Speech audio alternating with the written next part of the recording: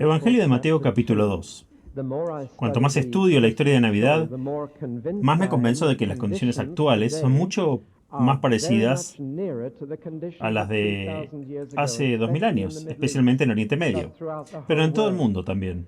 Una de las cosas, por supuesto, de cuando nació Jesús fue la gran mejora en las comunicaciones. Había calzadas romanas y el idioma griego estaba en todas partes.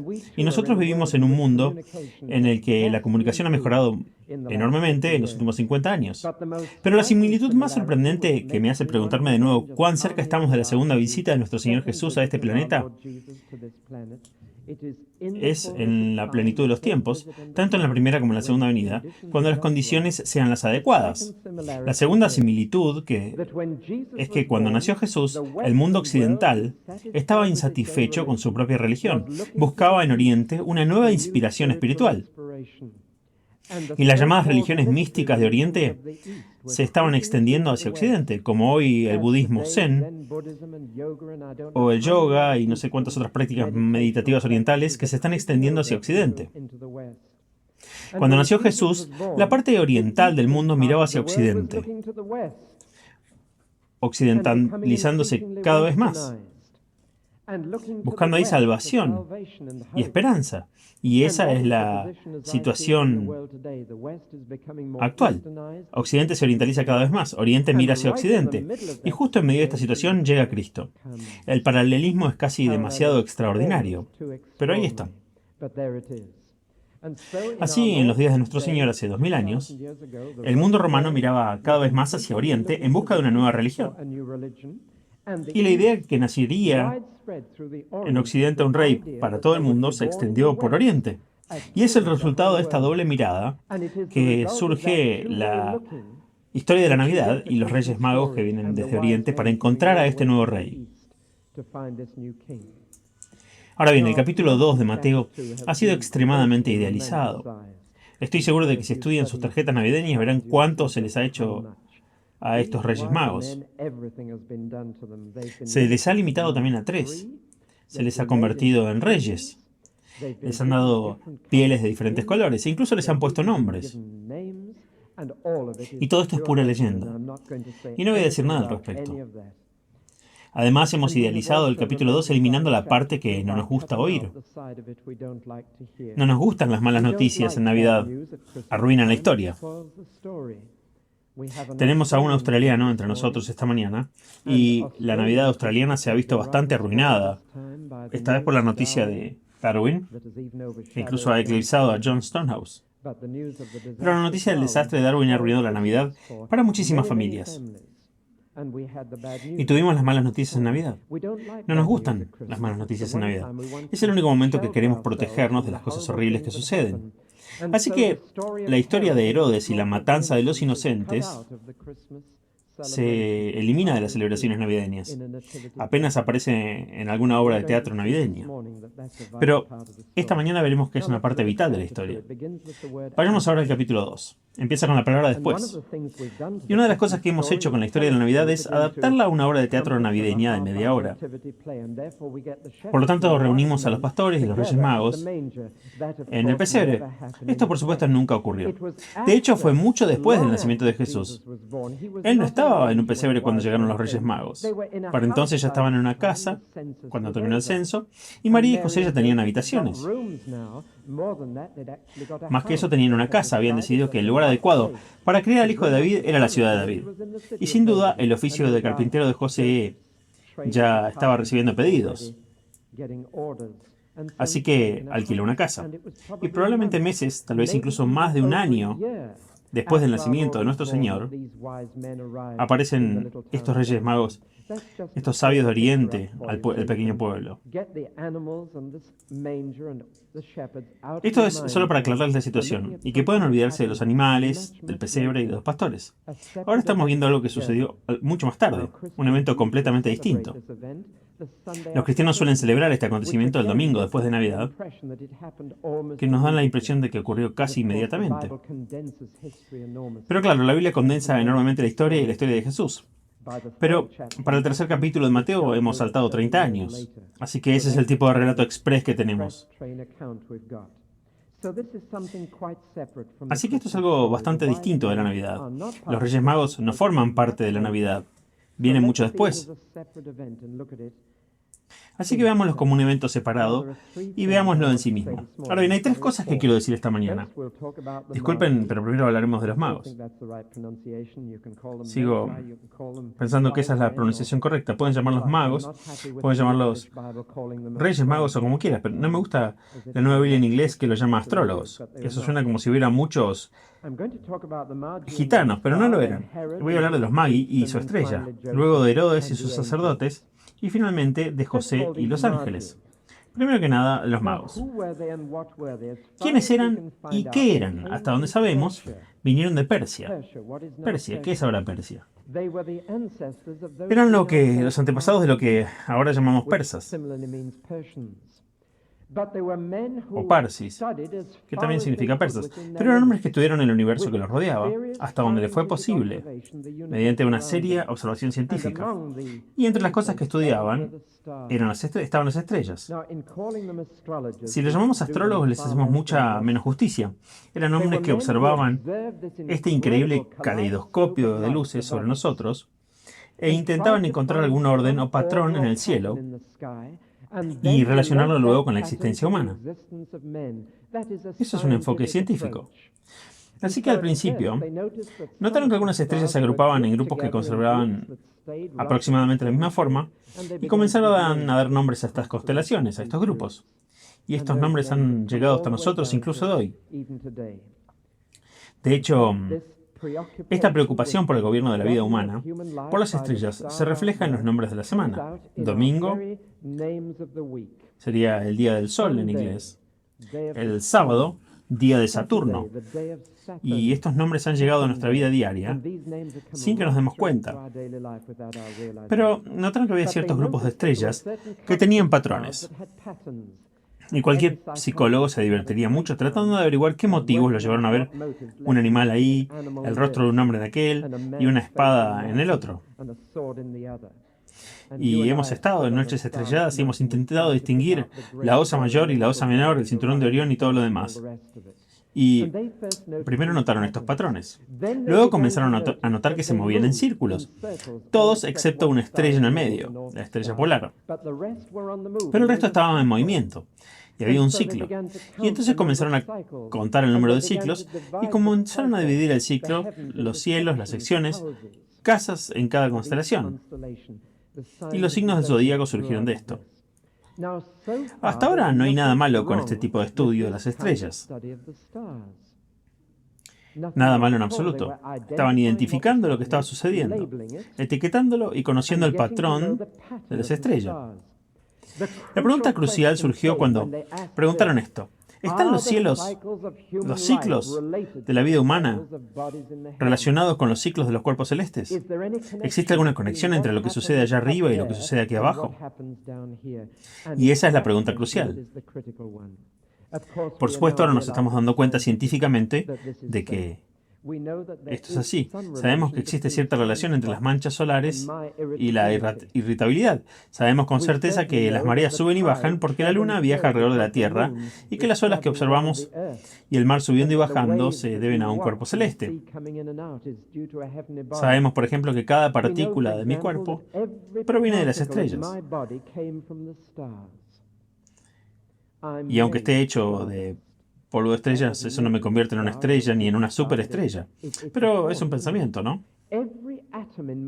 Cada átomo de mi cuerpo fue alguna vez una parte de una estrella que giraba en el espacio, y aquí estoy. El resultado de las estrellas, aquí en la Tierra. Sí, no se puede decir de eso que está allá arriba y nosotros aquí abajo. Hay algún tipo de conexión. Hay tres tipos de respuestas de conexión. Una es que las estrellas afectan la vida humana. La segunda es que la vida humana afecta a las estrellas. Y la tercera es que Dios controla ambas. Y en algunas áreas de la vida, la primera respuesta es correcta. En algunas áreas de la vida, la segunda es correcta. Un niño que lanza un oso de peluche desde un cochecito mueve la estrella más distante. Así me dice un científico. Aunque no he podido comprobarlo. Me parece increíble. Pero dice que sí, hasta el más mínimo detalle. Cualquier movimiento en el universo afecta a todo el universo. Pero en muchos aspectos, la tercera respuesta es la correcta. Ahora bien, cuando vinculamos todo con la primera respuesta, te conviertes en un astrólogo. Y el Sheikh Yamani, que decide los precios de nuestro petróleo, ha confesado que recientemente se ha convertido en astrólogo, que ahora toma sus decisiones basándose en las estrellas, que ha caído en la creencia de que el día y el lugar en que naces, al someterte a una determinada disposición de las estrellas, decide todo lo que te sucede. Esto es astrología y es el artificio más peligroso del diablo. En cuanto explicas todo lo que sucede en función de las estrellas, estás bajo el poder de las fuerzas del mal. Y Shakespeare dio la respuesta en una de sus obras. Dijo, la culpa, querido Bruto, no está en nuestras estrellas, sino en nosotros mismos. No puedes culpar a las estrellas por cómo te levantas esta mañana. Puede que explique ciertos sucesos en la Tierra, pero no otros. Y en cuanto tratas a las estrellas como si nos gobernaran de esa manera, francamente estás acabado en cuanto a la creencia en Dios. Por eso la Biblia condena la astrología tan severamente. Y si estos sabios fueran astrólogos, pura y simplemente, como los conocemos hoy, no habrían encontrado a Jesucristo a través de su comprensión de las estrellas. Es bastante diferente, verán.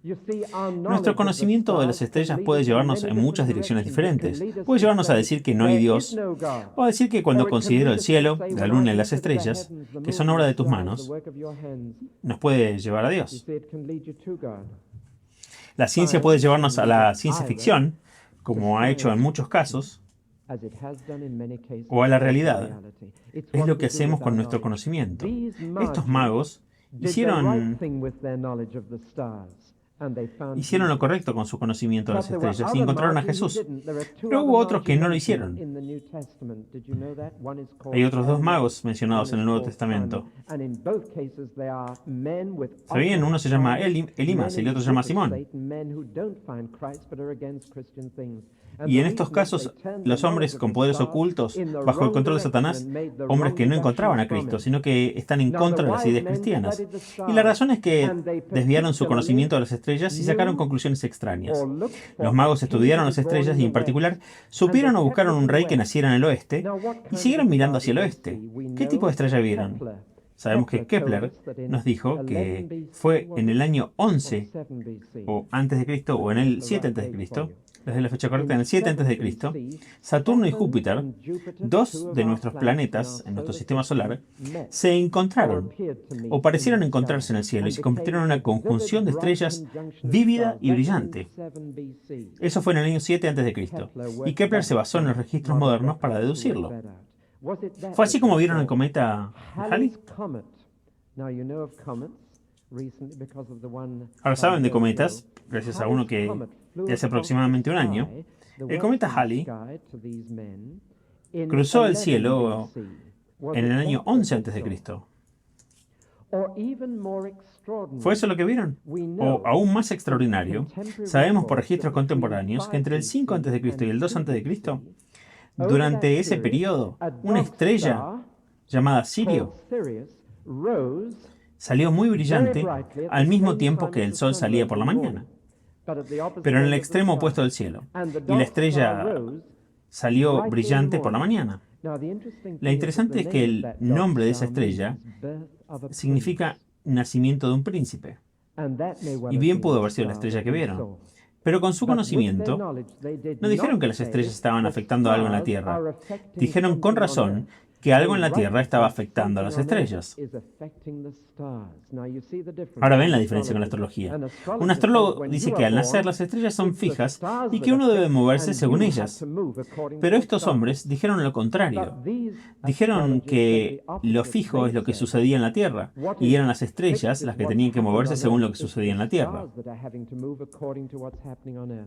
Y a lo largo de la Biblia, dado que Dios está a cargo de las estrellas y de los asuntos terrestres, puede reorganizarlos. Y leen desde el cielo lo que sucede en la tierra. La mayoría de los astrólogos modernos hacen lo contrario. y leen en el cielo lo que debe suceder en la tierra. Bueno, en fin, vieron la estrella. Lo importante es esto. Aquí había hombres sin Biblia, sin antecedentes, que debieron haber oído hablar de ellos. Y de hecho, los judíos vivían en Persia en aquella época después del exilio, pero no poseían nada de lo que nosotros tenemos. Pero tenían suficiente conocimiento de Dios y sus caminos para poder seguir este conocimiento hasta que los condujo a un conocimiento más completo y los condujo a Cristo. Y si un hombre está dispuesto a seguir la poca luz que tiene y a seguirla hasta el final, llegará a Cristo. Creo que Dios ha dado luz a personas que nunca han visto páginas de este libro, pero si siguen lo que tienen, van a llegar a Jesús. Solo seremos juzgados por la luz que hemos recibido. Y estos hombres no habrían sido juzgados por no haber conocido a Cristo. Habrían sido juzgados porque no siguieron una estrella, si no lo hubieran hecho. Ahora observen las 3 etapas de su peregrinación. Una estrella, la Escritura, el Salvador. Hay una progresión aquí. Es como si tras haber seguido una cosa, Dios les diera algo más. Y tras seguirla, les dirá algo aún más. Cualquiera puede encontrar a Dios si lo busca con todo su corazón. Pero el secreto de estos sabios es que dejaron todo lo demás y convirtieron esto en la gran meta de su vida. Conozco a muchas personas que desean encontrar a Dios, que simplemente desean conocerlo y sumarlo a sus muchos conocidos, que van a la iglesia de vez en cuando y fingen estar interesados, pero no se han convertido en la búsqueda principal de su vida. Lo buscan de vez en cuando, no están dispuestos a dejarlo todo y hacer de esto su único objetivo. Que eso no es lo más importante y no es de extrañar que no lleguen al Salvador. Pero muéstrame un hombre dispuesto a cualquier sacrificio, dispuesto a dejarlo todo para encontrar la verdad. Y les voy a mostrar a un hombre que llegará a Cristo. Un hombre así de serio. Y a estos reyes magos, tras haber vislumbrado un pequeño atisbo de conocimiento, no siguieron una estrella. Por cierto, no pensemos que mientras cabalgaban en camellos por el desierto, una estrella iba delante de ellos. No siguieron la estrella así. La vieron aparecer en el oriente, y eso significa en realidad, a la salida del sol, la vieron aparecer en su salida, y cuando lo vieron dijeron, ha nacido el príncipe. Debemos partir. Y siguieron todo el camino sin volver a verla, a esa estrella. No fue hasta que llegaron cerca de Belén que Dios les concedió otro vistazo de lo que los había guiado. Así que, caminando a ciegas, en cierto sentido, con solo un pequeño vistazo, aquellos magos decidieron dejarlo todo y a cualquier precio descubrir la verdad que vislumbraron a través de una estrella. Y así partieron con la estrella. Por lo tanto, no pasó mucho tiempo antes de que Dios les presentara a alguien que conocía la Biblia, y eso es lo que sucede una y otra vez. Un hombre puede tener un vistazo de Dios en medio de una batalla en la Segunda Guerra Mundial, y quizás años después Dios lo dirige a alguien que conoce la Biblia y puede guiarlo un paso más allá. Así que ellos partieron a ciegas hacia el oeste, sin saber realmente a dónde iban, pero decididos a llegar hasta el final y encontrar lo que buscaban. Probablemente les llevó muchos meses. Dios no siempre se revela rápidamente. De hecho, encuentro una gran comprensión del carácter de Dios en el hecho de que los pastores, gente sencilla y trabajadora, solo tuvieron que caminar unos cientos de metros, pero los inteligentes, los intelectuales tuvieron que recorrer cientos de kilómetros y muchos meses. A menudo la gente sencilla y poco educada parece llegar directamente a Jesús. Los intelectuales tardan mucho en llegar, tienen tantas preguntas que responder, tantas señales que seguir y finalmente llegan al mismo lugar, pero mucho más tarde. Pero Dios, en su misericordia, se revela a los ricos, a los pobres antes que a los ricos, a los sencillos antes que a los inteligentes. Los quiere a todos, pero tiene su propia manera de atraer a los adecuados. Primero tenían un largo camino que recorrer, así que los llevó a alguien que conocía la Biblia. Naturalmente usaron su sentido común, usaron su olfato. Eso significa sentido común en griego. Usaron a su nodriza. Recorrieron todo el desierto y dijeron, ¿dónde lo encontramos? Vamos a la capital, vamos al palacio. Y esta era la lógica humana. Pero demuestra una y otra vez cómo la lógica humana puede equivocarse por completo al elegir el lugar donde buscar. Era lógico, sí. Ahí nace un rey, estará en el palacio. Lo vamos a buscar en el centro de las cosas. Pero estaban buscando equivocadamente. Y el intelecto llega a un punto en el que el intelecto debe ceder ante la revelación, donde las escrituras deben tomar el control, donde el cerebro no puede acercarse más a Cristo. Y así llegaron al punto en que su cerebro los había llevado tan lejos como podían, y luego, a través de una increíble serie de circunstancias, hombres que realmente no querían seguir la Biblia abrieron las escrituras a los magos. Uno de los mayores desafíos de este capítulo 2 fue precisamente este. Los hombres que les abrieron las escrituras no se molestaron en acompañarlos al lugar. Puedes conocer la Biblia, puedes citarla, puedes despreocuparte de ella por completo y no puedes unirte a la búsqueda del Salvador. Este es un desafío que les planteo a todos los que conocen la Biblia. ¿Te unes a la búsqueda de quienes, sin ese conocimiento, buscan a Cristo con total sinceridad? Eso es lo importante. La escritura es solo un medio para un fin, no es un fin en sí misma. Y la tragedia es que los escribas y sacerdotes que conocían sus Biblias dijeron, tiene que ser en Belén, lo dice la Biblia. Al menos eran fundamentalistas, creían literalmente la palabra de la Biblia que decía Belén y Judea. Ese debía ser el lugar, pero no dieron un paso hacia Belén, estos hombres. Los gentiles estos estaban completamente fuera de la tradición religiosa, simplemente pasaron de largo ante los líderes religiosos porque querían llegar a Cristo. Los líderes religiosos solo querían ser maestros. Es un pensamiento desafiante. Lo comparto con ustedes. Así que tras estudiar las escrituras partieron hacia Belén. Y ahora habían alcanzado su meta. Habían seguido la estrella, habían seguido las escrituras. Y habían encontrado al Salvador. Eso era todo. De repente, todo valía la pena. Y solo quiero que se detengan a pensar en la tremenda fe que debieron tener al mirar a un bebé y decir, eso es lo que buscamos. No había ni un solo signo de realeza, ni alfombras en el suelo, ni coronas de oro, ni todos esos halos y cosas que se ven en las tarjetas de Navidad. Nada de eso estaba ahí. Encontraron solamente un hombre trabajador y a un bebé de unos meses. Y sin embargo, inmediatamente dijeron, eso es todo. Recibieron una pequeña ayuda, por supuesto. Dios les dio un último toque especial de guía. ¿Qué variada es la guía de Dios? Intentaremos encasillar la guía de Dios y decir que tiene que ser de este método de guía o no sabemos cuál es su voluntad, pero aquí está Dios guiando a través de la creación, la revelación, la experiencia, de tantas maneras diferentes. Y Dios es infinitamente diverso en su guía. Nos guía según nuestras necesidades en ese momento. Y sabía que justo antes de llegar a Belén, necesitaban una pequeña guía más, una última orientación. Y de repente, por primera vez en meses, volvieron a ver la estrella. Y esta vez, como estaban cerca del horizonte, ahí fue donde apareció esa estrella de Sirio, casualmente, justo sobre el horizonte. Y como Belén estaba a 1400 metros sobre el nivel del mar, enclavada en una colina, porque Belén está justo contra el horizonte, a 10 kilómetros al sur de Jerusalén, un poco más alta que Jerusalén, vieron esa estrella justo sobre el tejado de una casa. La última guía que necesitaban, que los llevó directamente a la casa. Ahora, con su fe pura, simplemente entraron. No dijeron que no podía ser. Debe haber algún error. Vamos de vuelta a la colina y miremos la estrella. No, no dijeron nada parecido.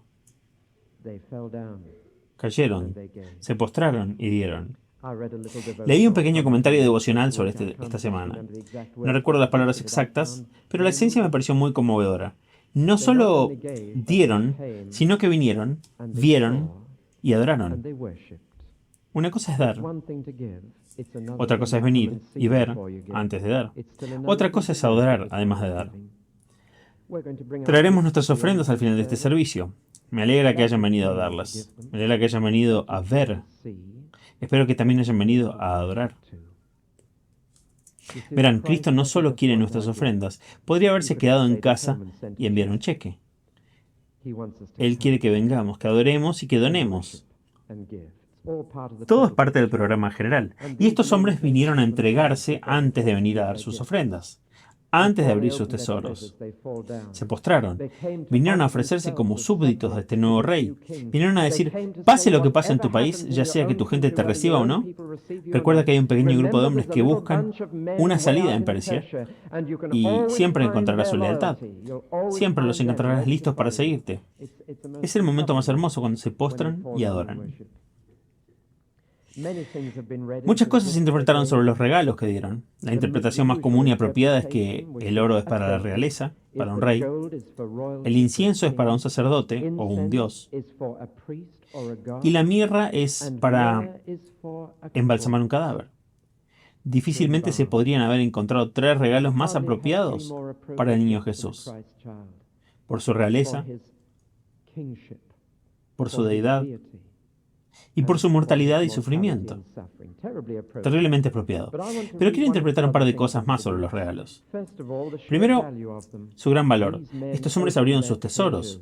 No fue para ellos un poco de dinero que les sobró después de gastarlo en sí mismos. Para ellos eran sus posesiones más preciadas. Sabían que si vienes a Cristo, Él podía quitarte lo más preciado. Pero ni siquiera eso es digno de la persona a la que has llegado. Abren sus tesoros, sus posesiones más valiosas. En otras palabras, un regalo tiene valor para Cristo solo en términos de lo que cuesta al dador. No en términos de lo que va a comprar, sino en términos de lo que costó. Abren sus tesoros. Además, estos tesoros son interesantes. El oro sería la ganancia que obtenían de su trabajo. El incienso y la mirra se usaban en conjuros a las estrellas del este, en el este. Es como si estuvieran entregando las mismas cosas que podrían haber sido utilizadas para la aplicación incorrecta de su conocimiento. Las mismas cosas que habían sido utilizadas en astrología se las entregaron a Cristo. Es como si dijeran, no queremos tener nada más que ver con la ocupación, que nos ha alejado de ti o podría habernos alejado de ti. Es muy emocionante ver que eso suceda. Y todavía sucede aquí. Hay alguien escuchándome ahora en cuyo jardín trasero hay cenizas. Una hoguera de libros de magia negra.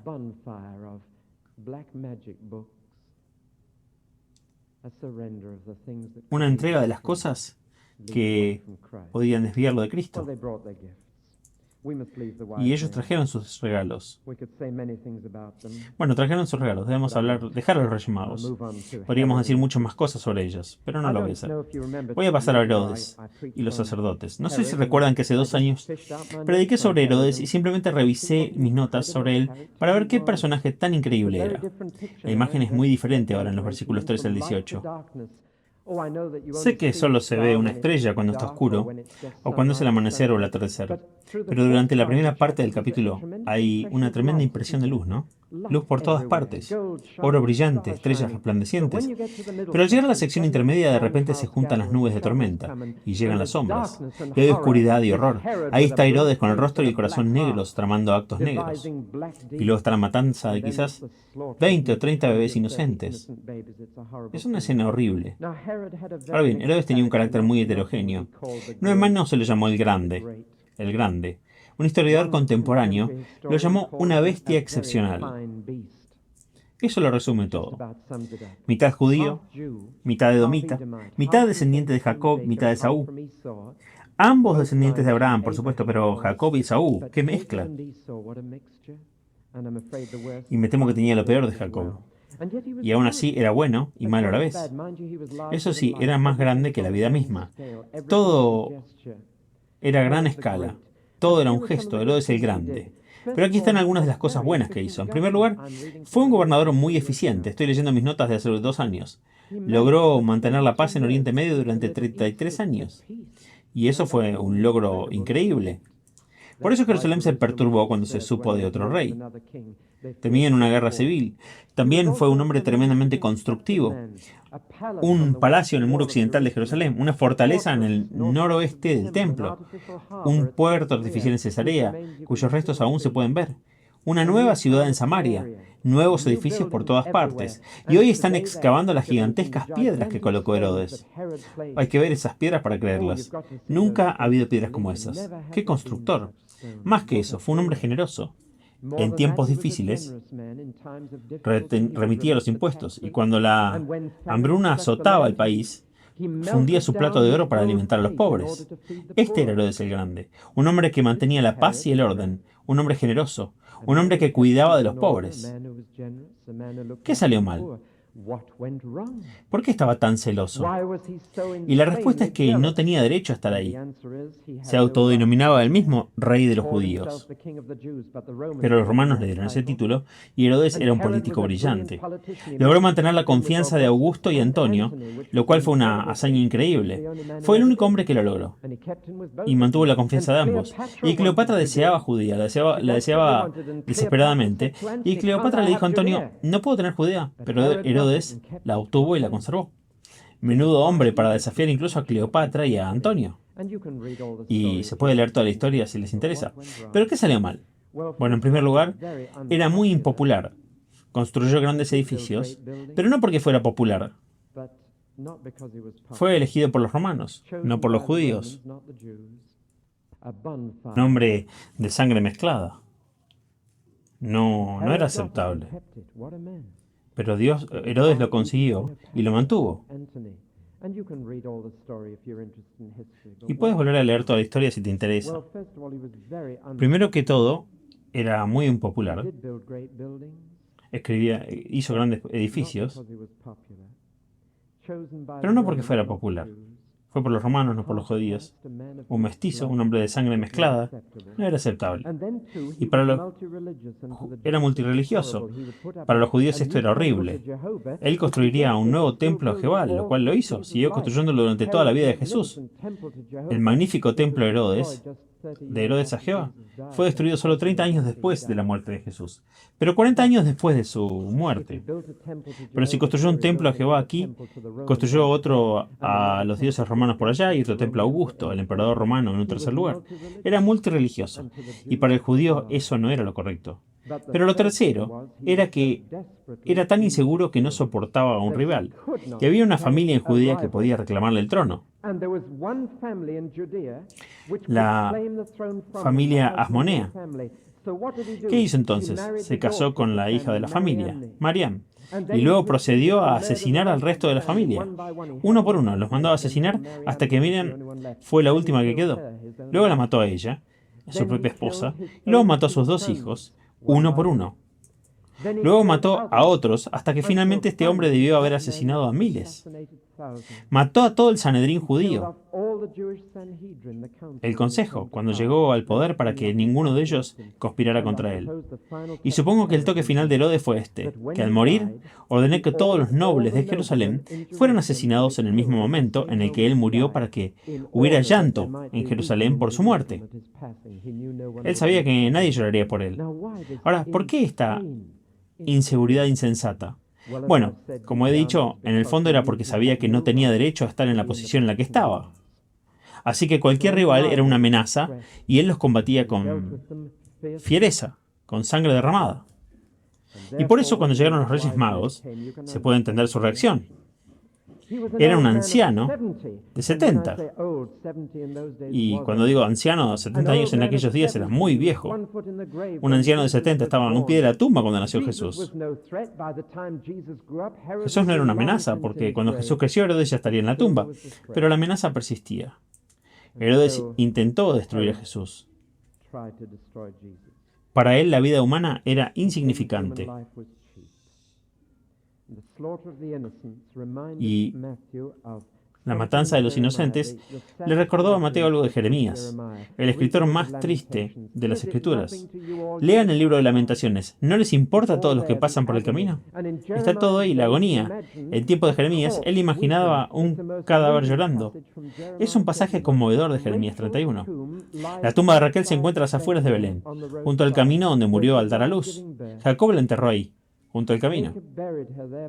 Todo lo que ocurre en Palestina a lo largo de la carretera principal, que corre como el camino Penino a lo largo de la cresta de las colinas de Judea, pasa por las tumbas de Raquel. Esa tumba ha sido testigo de tristeza tras tristeza. Si leen la historia de la guerra de la liberación de 1948, leerán lo que ocurrió fuera de la tumba de Raquel. Esa tumba que he visto mojada por las lágrimas. He visto las piedras correr como si estuvieran cubiertas de rocío o lluvia, y han sido lágrimas de judíos. Esa tumba ha visto tristeza tras tristeza recorrer ese camino a las afueras de Belén. Y Jeremías, en los días en que los hijos de Israel fueron llevados al exilio, dijo, incluso Raquel, en su tumba, llora al verlos ser llevados encadenados, pasando la tumba. Es un pasaje poético conmovedor. Y casi se pueden oír los sollozos de la mujer dentro de la tumba al ver partir a los prisioneros. Y ahora, dice Mateo, todo está sucediendo de nuevo. La tumba de Raquel, se la puede oír llorar dentro por las familias del pueblito junto a la tumba que han sido destrozadas. Es algo bastante horrible. Pero muestra hasta dónde son capaces de llegar los hombres para mantener a Cristo fuera de sus vidas. Solo sucedió porque Herodes no tenía espacio para otro rey. ¿Saben? Mientras hablo esta mañana, Dios mira dentro de su corazón. Él ve a un hombre sabio que está decidido a llegar a Cristo, que ha venido esta mañana porque está siguiendo una estrella. Cualquiera que haya sido tu estrella, la estás siguiendo y estás decidido a llegar hasta el final para encontrar a Cristo. Lo vas a encontrar si sigues adelante. O mira hacia abajo y ve en tu corazón a un Herodes. Porque Herodes no era muy diferente de todos nosotros. Herodes era un rey en un trono que no quería que nadie más gobernara su país. Y puede que tu país no sea un gran área geográfica. Tu país puede ser que solo que tenga 6 pies de altura, pero es tu país. Y tu rey en el trono. Y Cristo viene y ha nacido rey de John David Pawson. Ha nacido rey. Y no quiero otro rey.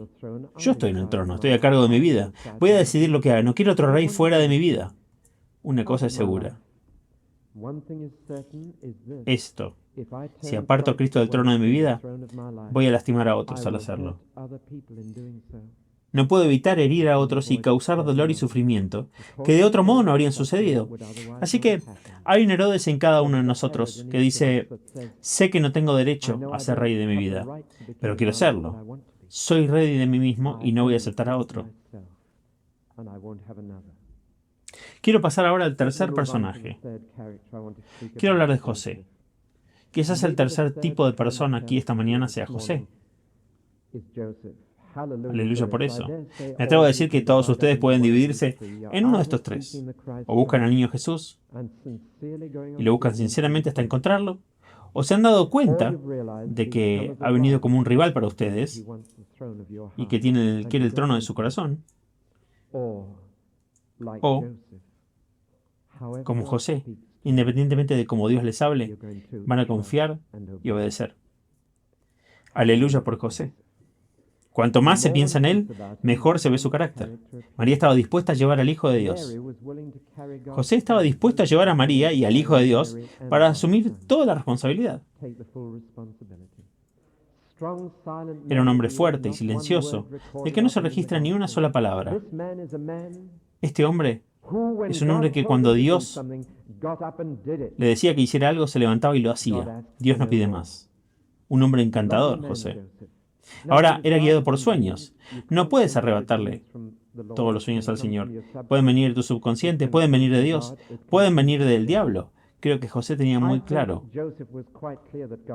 que Dios había hablado, porque no creo que fuera el tipo de hombre que soñaba. O si los tenía, no los recordaba. Era un hombre bueno y trabajador que se acostaba y dormía como un tronco. Probablemente María tenía que despertarlo por la mañana. Creo que ese es el tipo de hombre que era.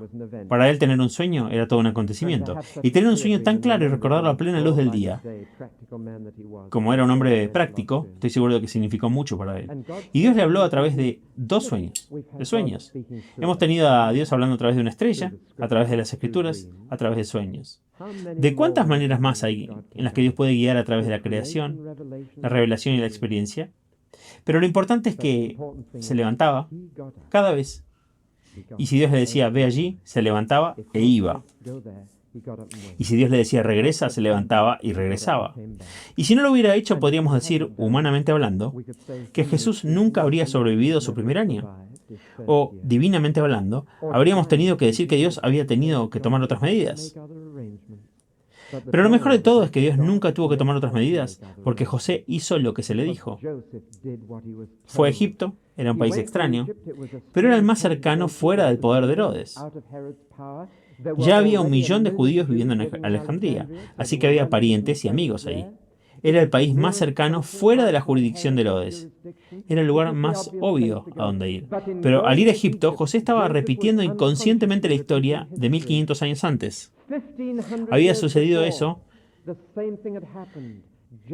Había sucedido lo mismo. Jacob y sus hijos habían bajado a Egipto en busca de refugio, y de Egipto Dios había llamado a Israel.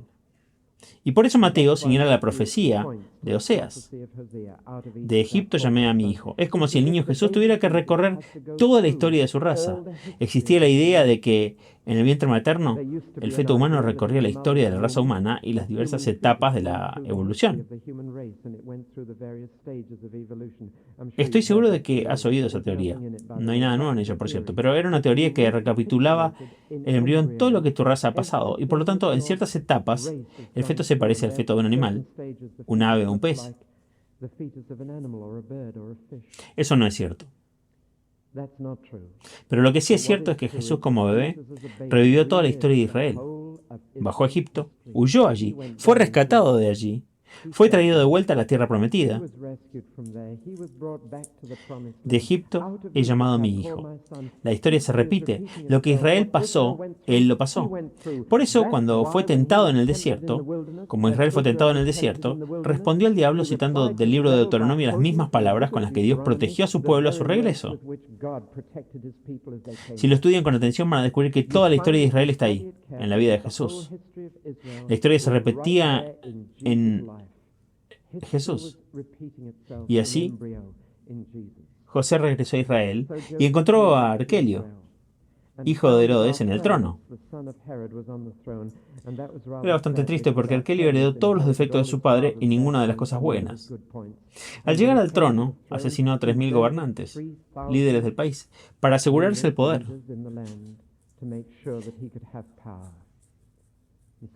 José temía regresar a Belén, la ciudad de David, y tuvo otro sueño. ¿Por qué el ángel no le dijo que en Egipto no estaría seguro? Porque el ángel solo reveló paso a paso. Y de no haberlo hecho, José podría haberse quedado en Egipto. Y muy a menudo, en mi vida y en la tuya, el Señor solo revela un paso. Y luego revela que ese paso no conducía directamente a otro, sino que se desviaba en una nueva dirección. Pensabas que iba por ahí y Él te llevó un paso por allá. Y luego te desvió por otro lado. Así es como nos guía a menudo. Nos guía paso a paso. Si nos hubiera mostrado desde el principio que era aquí, quizás nunca hubiéramos ido. Así que nos guía un paso por acá, luego otro para allá, y así sucesivamente hasta que llegamos al lugar que Él eligió. Y el lugar donde el Señor quiso que Jesús fuera niño fue Nazaret. Que naciera en Belén, que pasara su infancia en Egipto y su niñez en Nazaret. Si tú y yo hubiésemos estado a cargo del comité que organizaba la venida del Hijo de Dios, nunca habríamos pensado en ninguna de estas cosas. Hubiese sido increíble. Los caminos de Dios y los nuestros son tan diferentes, así que volvamos a Nazaret. Es un pueblito totalmente desconocido, enclavado en una hondonada, al borde de las colinas de Galilea, mirando hacia la llanura que alberga la encrucijada del mundo, un lugar cosmopolita, de lo más gentil, desconocido, sin tradición religiosa, lejos de los líderes religiosos. Y allí creció el niño Jesús, rodeado de colinas. Así que adquirió un amor por la naturaleza, capaz de tumbarse de niño al borde mismo del precipicio que dominaba la llanura. Y pueden ver al niño con la cabeza entre las manos, observando los ejércitos de naciones, marchando de un lado a otro, a los viajeros, las caravanas, los comerciantes, viendo el mundo entero ante él, ahí abajo, en la llanura, vislumbrando un mundo entero que lo necesitaba. Solo Dios habría pensado en ello. Un lugar relativamente desconocido. Y sin embargo, Nazaret hoy es uno de los nombres más famosos del mundo. Jesús de Nazaret. La gente no sabía que había nacido en Belén hasta mucho después. Por eso siempre se lo llamó Jesús de Nazaret. El nombre en sí tiene un significado especial para nosotros. Mateo dice que fue profetizado, pero pueden buscar en el Antiguo Testamento de principio a fin y nunca encontrarán la profecía. Es un problema. Algún día le voy a preguntar al Señor. No puedo darles la respuesta. Algunos han dicho, bueno, quizás sea una profecía que no se escribió. Es una posibilidad. Otros han dicho, bueno, la palabra rama, que era uno de los títulos de Isaías, le dio Jesús. La rama en hebreo es netzer. Es muy parecido a netzer, a nazarino. Quizás significa eso. Es un juego de palabras. Bueno, no lo sabemos y no puedo resolverlo. Los eruditos llevan siglos discutiendo esto. Y no es probable que yo resuelva el problema si no lo han hecho durante tanto tiempo. Permítanme concluir 5 cosas sobre el verdadero héroe de este capítulo, a quien apenas he mencionado porque el capítulo apenas lo menciona. El verdadero héroe del capítulo 2 de Mateo no son los magos, ni mucho menos Herodes, ni José, aunque cada uno de nosotros puede ubicarse en una de esas 3 categorías. El verdadero héroe del capítulo es el Señor mismo. El Señor. Y hay 5 cosas que quiero decir en 1 o 2 minutos sobre el Señor. En primer lugar, el Señor se ajusta a sus propias ideas, pero nunca las del hombre. Había dicho que sería Belén, y sería Belén. Él mantuvo su palabra. Y cuando el Señor dice, voy a hacer esto, cumple su palabra. Y siempre se ajusta a sí mismo. Y se aferra a todo lo que ha revelado en el Antiguo Testamento. Pero nuestras ideas no son tan ajenas a Dios que la forma en que Él hace las cosas no es como las hacemos nosotros. Habríamos tenido a los Reyes Magos en el comité de bienvenida, ¿verdad? Los pastores podrían haber venido un año después, pero Dios no. En segundo lugar, Dios va a cumplir su plan. Él es el director de escena. Alguien dijo que el Señor es como un jugador de ajedrez. Importa, o es como un maestro de ajedrez. Y no importa qué movimiento hagas, siempre podrá hacer movimientos para lograr su objetivo.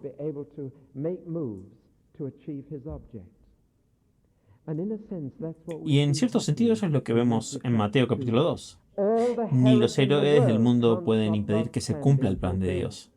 Claro, Dios quizás tenga que decirle a José que se levante en medio de la noche y huya en la oscuridad para que nadie vea qué dirección va. Pero Jesús estará a salvo. Y lo más glorioso para mí es que todos los dictadores y gobernantes del mundo no pueden impedir que Jesús regrese a este planeta y traiga su reino. Dios cumple su plan. No importa lo que hagan los hombres. Dios simplemente actúa y lo que intentan hacer se deshace. Herodes sin duda se acostó esa noche pensando que había terminado con Cristo y que estaba a salvo. No había hecho nada parecido. Su epitafio fue escrito por un ángel.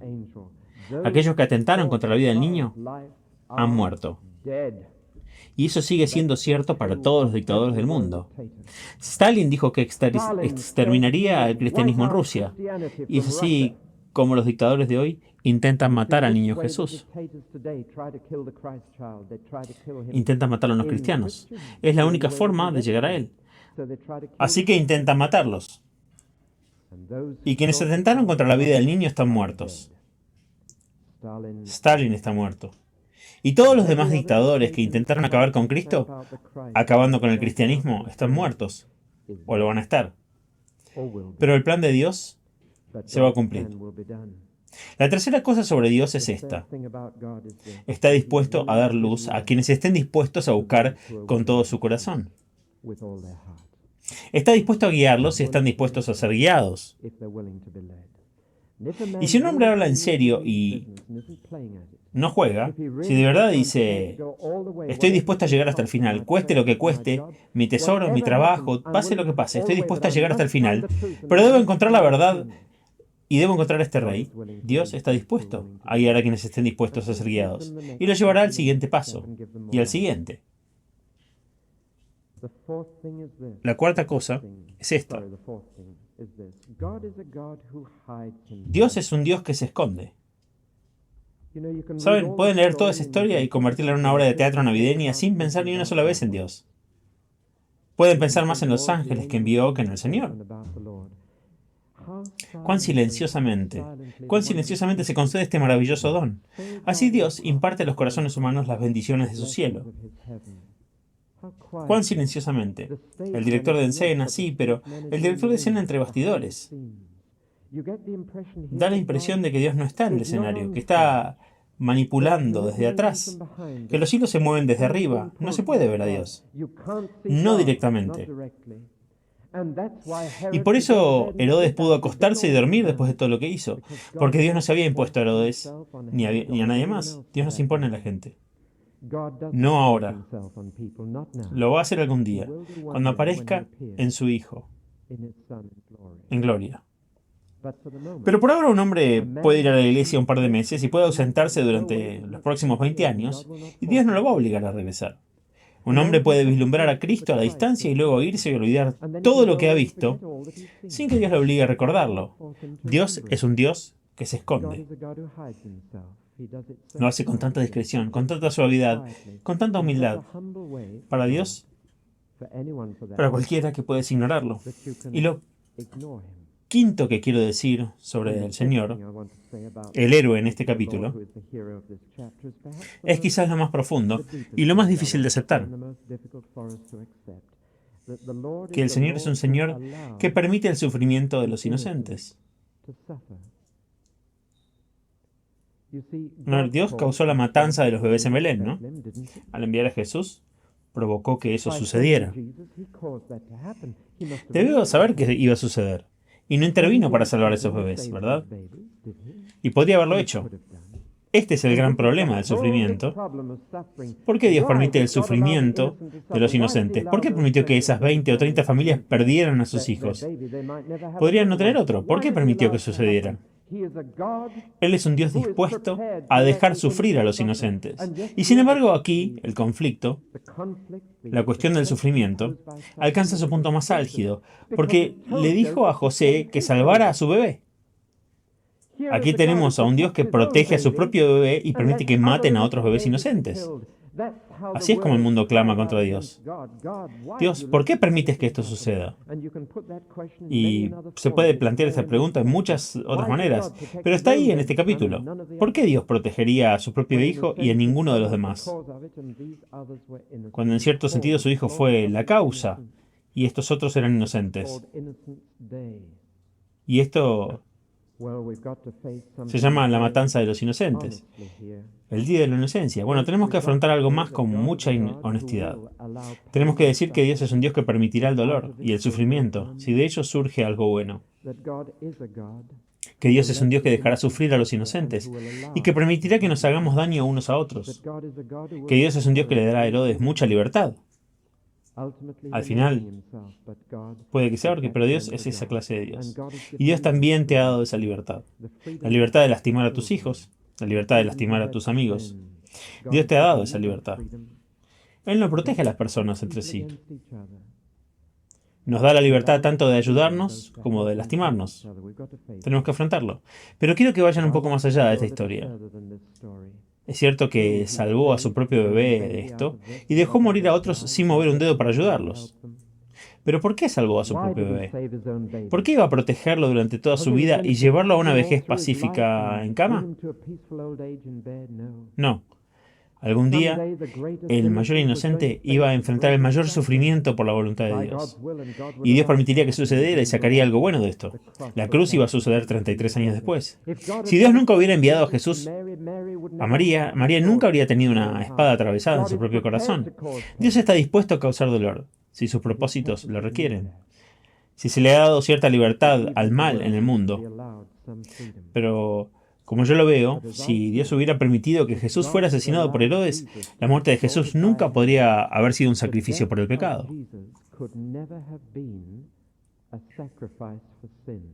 ¿Alguna vez les pasó por la cabeza este pensamiento? No podría haber sido. ¿Por qué? Porque no habría sido un sacrificio voluntario. La sangre de un bebé no podría haber limpiado tu corazón. La sangre de un bebé no podría habernos limpiado del pecado. Porque el bebé no lo habría elegido. No habría sabido nada al respecto. Un destello de luz y la cabeza del bebé habría rodado. Sin sufrir ni un minuto. Pero era la voluntad de Dios. Él sabía que el mal nunca puede ser tratado a menos que un inocente sufra. Y esperaba a alguien que aceptara voluntariamente el sufrimiento, que lo soportara, aunque durara horas, y que lo soportara todo por los pecados del mundo. Así que Dios tuvo que salvar a su bebé de esto. ¿Por qué entonces no intervino y salvó al resto de los bebés? ¿Se dan cuenta de que si lo hubiera hecho, Herodes habría sabido que había fracasado? Y Herodes nunca se habría rendido. Murió en el 4 a.C. Herodes nunca se habría rendido. Probablemente vivió 2 años más después del nacimiento de Jesús. Jesús nació alrededor del 6 a.C., como probablemente saben. El calendario fue un error. Herodes vivió probablemente 2 años después del nacimiento de Jesús. Si esos bebés hubieran estado protegidos, Herodes no se habría desanimado. No se habría detenido ante nada para ir tras el único bebé que escapó. Pero pensó que lo había logrado. El niño Jesús en Egipto estaba a salvo. Que 33 años después él, el único hombre inocente que ha vivido, el único hombre sin pecado, pudiera sufrir y elegirlo voluntariamente para que tú pudieras estar aquí esta mañana. Y si no lo hubieras hecho, no lo hubiera hecho, tú no estarías aquí esta mañana. Yo tampoco. Tampoco nos habríamos alegrado de poder traerle regalos y ofrecérselos. Poder postrarnos y adorar. De poder venir y ver. De poder conocer al niño Jesús. De poder tener todos estos privilegios. No es por su nacimiento, es por la cruz y su muerte que estas cosas fueron posibles. Bueno, ahí está la meditación de esta mañana. Es solo el fruto de reflexionar sobre esta historia, entre muchas cosas esta semana. ¿Quién eres? ¿Eres un hombre sabio que realmente quiere encontrar a Cristo y que está dispuesto a llegar hasta el final? No importa lo que cueste para encontrar la verdad y encontrar a aquel que nació para ser rey. Alabado sea Dios, lo vas a encontrar. ¿Eres un Herodes y has descubierto que es el mayor rival que has tenido? Es un rival para el afecto de tu pareja. Es un rival para tus ambiciones. Es un rival para lo que querías hacer con tu vida. Es un rival para ciertas relaciones que tienes y que quieres conservar. Es un rival para ciertas cosas que disfrutas hacer y no quieres renunciar. Es un rival y viene a tomar el trono.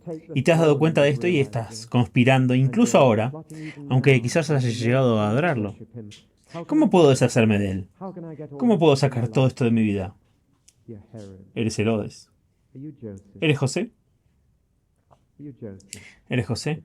Si Dios te habla a través de un sermón, un sueño, una flor o un árbol, ¿te levantas y te vas?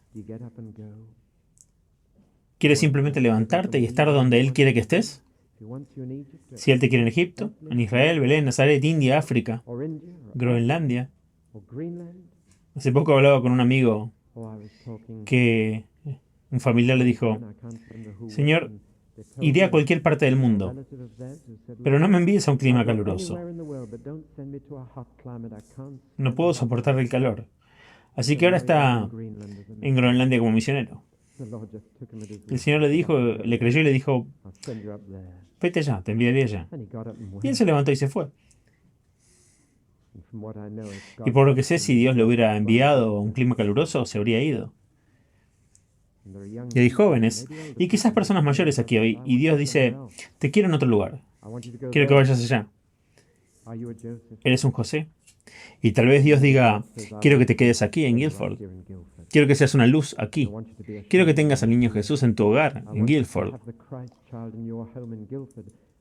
¿Eres un José que se levanta y va? Finalmente, ¿realmente conoces al Señor? Queremos ver estrellas. Es bastante espectacular. Nos encanta leer las Escrituras, pero el objetivo principal era acercar a la gente al Señor. El Señor que se esconde, pero guía a quienes están dispuestos a ser guiados. El Señor que siempre cumple su plan, pero lo hace a través de seres humanos que le responden. Y sobre todo el Señor que está dispuesto a dejarte sufrir aquí para que se haga su voluntad. Dispuesto a causarte dolor y tristeza para que un día puedas regocijarte con Él en la gloria. Ese es el Señor.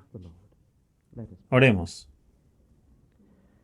Padre, esta hermosa historia de Navidad nos lleva cada año. Gracias por su veracidad.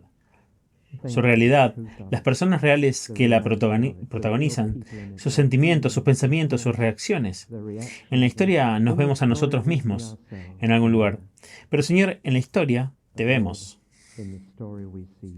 Queremos encontrarte plenamente.